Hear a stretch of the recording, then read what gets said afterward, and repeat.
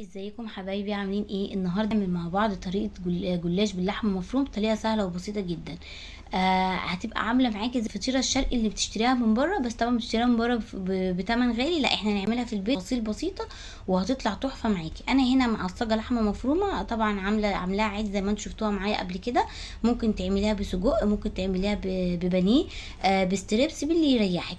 عصقت لحمه وضفت عليها فلفل الوان وفلفل رومي وطماطمايه متشال منها القلب بتاعها عشان ما تبقاش منزله ميه، وزيتون مقطع صغير. وهنا جبت بضايه احط عليها ملح وفلفل، واروح ضايفاها للمكونات عشان خاطر لما تيجي تقطعيها ما تحسيش ان المكونات بتقع منك من الجلاش، لا هتلاقيها متماسكه. وطبعا بتضيف قيمه غذائيه للوصفه. بس كده انا حضرت الحشو وهركنها على جنب. ومعايا طبعا ورقه جلاش، بسيبها لو مثلا شايلاها انا في الفريزر، بسيبها تفك شويه لغايه ما تفك معاكي خالص. وتروحي جايبه صينيه وتروحي دهنها كويس بسمنه. طبعا انا هنا لما باجي اعمل الجلاش بعمله بسمنه وزيت، يعني مثلا طبعا التلات ارباع سمنه ومعلقه زيت بس واحده. الزيت بيخليه مورق وبيخليه حلو. هنا طبعا سمنه بلدي. وبروح دهنه الصينيه كويس جدا عشان الجلاش ما يلزقش منك في الصينيه. بس كده هتشوفي بقى معايا الطريقه اللي انا يعني بعمل بيها صينيه الجلاش. حتى لو ورق معاكي مقطع، يعني انا جه نصيبي الورقه اللي انا اشتريتها دي كانت فعلا متقطعه خالص، طبعا ما بانتش غير لما فتحتها. بس هنرميها؟ لا طبعا مش هنرميها، ولا هيبان معاكي اي تقطيع منها خالص. بس تشوفي زي ما انت شايفه معايا انا بعملها ازاي. و... وهتدعيلي والله بالطريقه ديت، وهتطلع معاكي بالظبط عامله زي الفطيره، ولا هيبان اللي هو جلاش ولا اي حاجه خالص. بس زي ما انت شايفه كده. وطبعا بين كل ورقتين ولا حاجه بتروحي دهنها تاني سمنه لغايه ما تخلصي كميه الورق. بس في البدايه لا، يعني لو لقيتي ورقه حلوه كده مش متقطعه اركنيها على جنب، عشان دي هنحتاجها للاخر، هنحطها في الاخر على الوش من الاخر. فانا لما جيت فتحت الورقه لقيت في ورقه مظبوطه مش مقطوعه ورحت راكنيها. بس وبعد كده بروح ايه زي ما انت شايفه معايا كده اهوت، بجيب الورق واروح ضايفه عليه، حط عليه سمنه، واحط نص الورق جوه الصينيه والنص التاني بره، واروح جايبه برضو في الجنب ده والجنب ده، يعني في الاربع اجناب. وبعد كده بروح حاطه ورق في النص تاني لغايه ما بخلص الكميه كلها. وبس تحاولي تقلي في النص شويه عشان خاطر المكونات لما تحط. انا بقى اهو معاكي انا بحط المكونات. على فكره الاكله دي موفره وجميله جدا، والاولاد كلها بتحبها. وعندك جبنه موتزاريلا هتضيفي جبنه موتزاريلا، انا هنا ضفت جبنه موتزاريلا. عندك جبنه رومي، جبنه شيدر، المتاح عندك. الحشوه دي برغبتك وبتاعتك انتي اللي انتوا بتحبوه ضيفيه. ترجعي بقى تعملي ايه تاني؟ هتروحي كل الورق اللي انت سايباه بره دوت هتقفليه بالترتيب. يعني هتشوفي زي ما انت هتشوفي معايا، شايفه انت متقطع ازاي؟ كل ده مش هيبان بعد كده خالص. بس كده. كان زمان بقى لما نلاقي الورق مقطع وكده نزعل ونقول دي ورقه الجلاش بايظه. لا لا خالص، مش هيبان اي حاجه.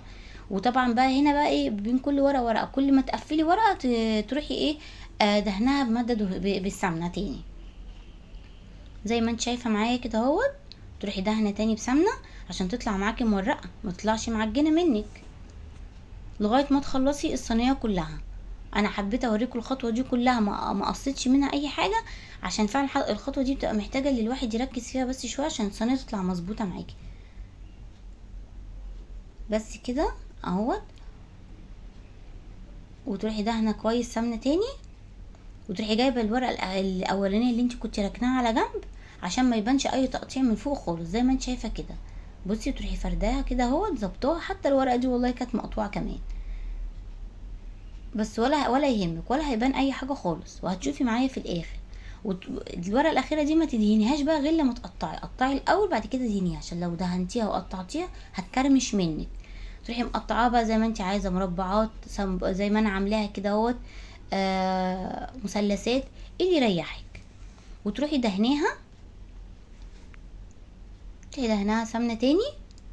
هو الجلاش بصراحه بيحب السمنه عشان يطلع معاكي مورق وحلو. بس انا كان في جزء هنا نسيت كنت اقطعه فرجعت قطعت تاني. بعد كده الخطوه اللي جايه هنعمل ايه؟ هنجيب كوبايه لبن، هنحط عليها نص معلقه بيكنج باودر صغيره، واي بيكنج باودر وملح وفلفل.